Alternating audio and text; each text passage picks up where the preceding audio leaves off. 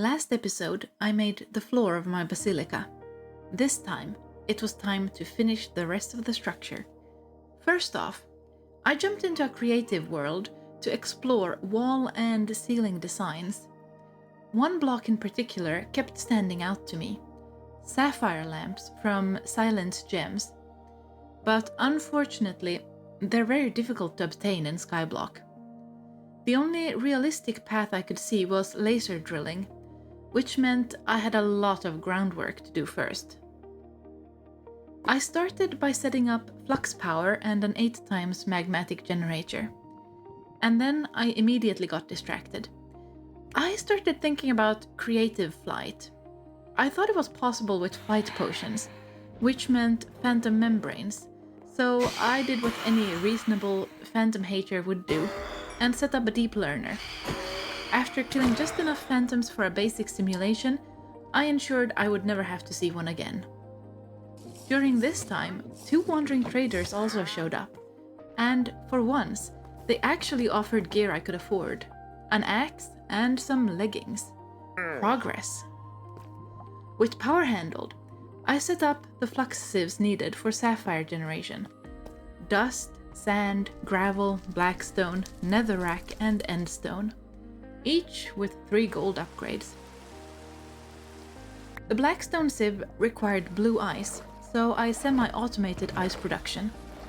I also made some friends along the way. At this point, it was becoming very clear that I'd need a proper applied energistics setup soon. I built my favorite semi-automated logic processor setup, but immediately ran into a lack of Certus quartz. So I postponed AE2 and let my wall of drawers grow, and grow, until the sieves inevitably clogged. Next, I tackled a wood farm. Manual tree chopping wasn't going to cut it, so I went with mystical agriculture to get access to all wood types. I quickly set up an inferium farm, infusion system, and a basic wood farm. I even exploded some iron to make prop supports. Though I didn't have enough to cover everything, I decided optimization could wait. With materials finally stockpiled, I moved on to the laser drill. Since everything in Industrial Foregoing requires copious amounts of latex, that was the first system I built, and the main reason I wanted the wood farm in the first place. The drill also needs pink slime, so I set up a mob slaughterer and started breeding animals. Flimsy ender leads made transportation trivial, and soon I had everything I needed. I crafted 2 laser drills, added blue lenses to boost sapphire odds, and then realized just how slow they are. Looking at the scale of my floor, it became obvious. Laser drills alone would never be enough. I needed GeOres.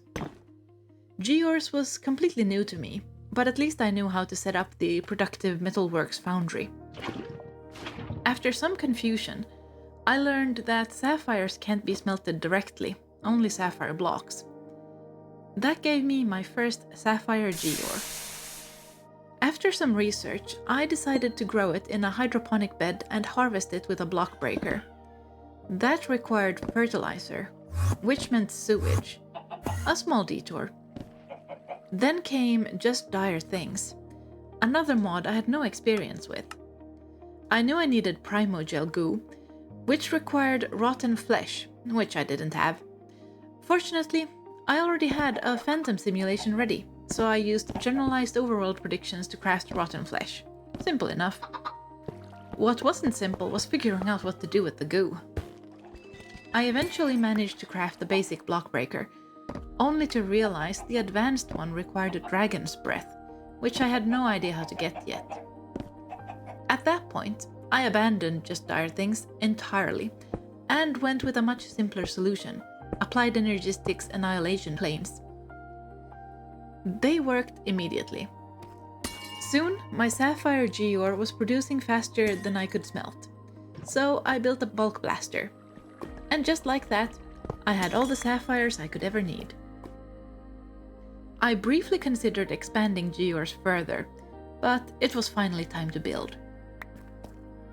The last hurdle was creative flight. The trickiest part was getting blaze rods, which required an Oritech assembler. After that, it was surprisingly simple. 3 30-minute flight potions consumed with a potion filter and stored in an infusion pylon. I was slightly disappointed that I only needed 1 phantom membrane after all of that effort.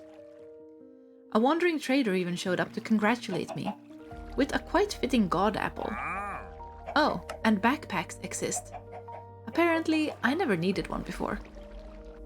Now I was ready.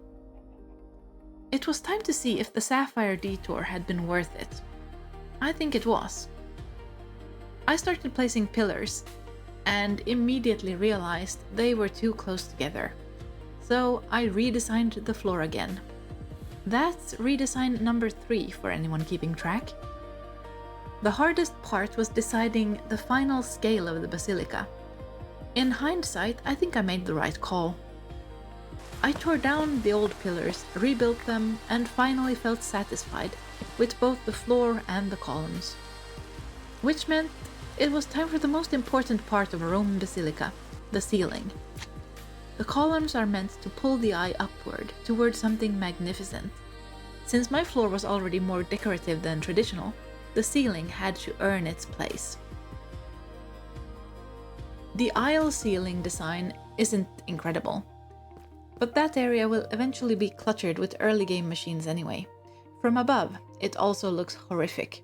Don't worry, a roof will fix that. After copying the design, I moved on to the central nave and its ceiling. And for anyone struggling with building, don't worry about making something ugly at first. This design was awful when it started. You just place blocks, replace a few, and eventually something works.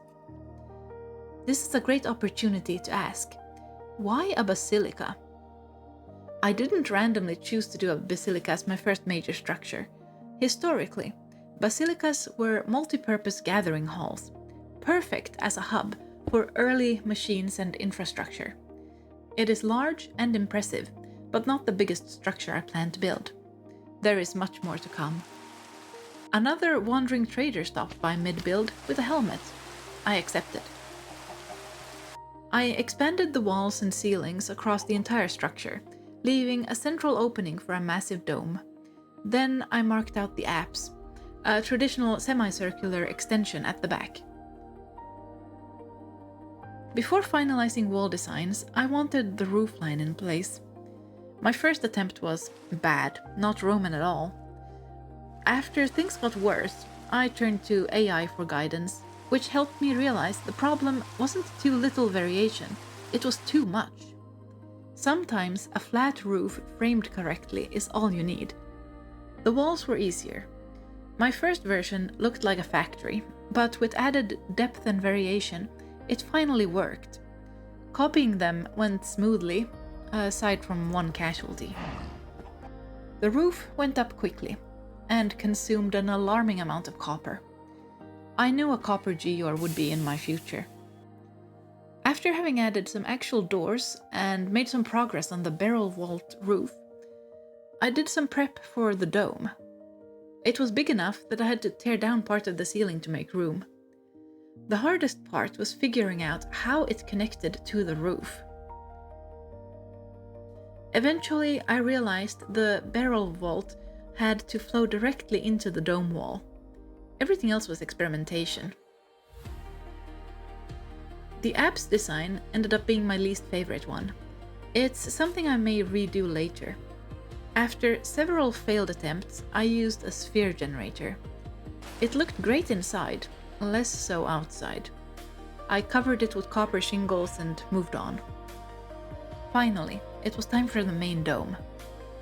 I measured the diameter using Ultimine, which I thought was neat, plugged it into a sphere generator, and got to work.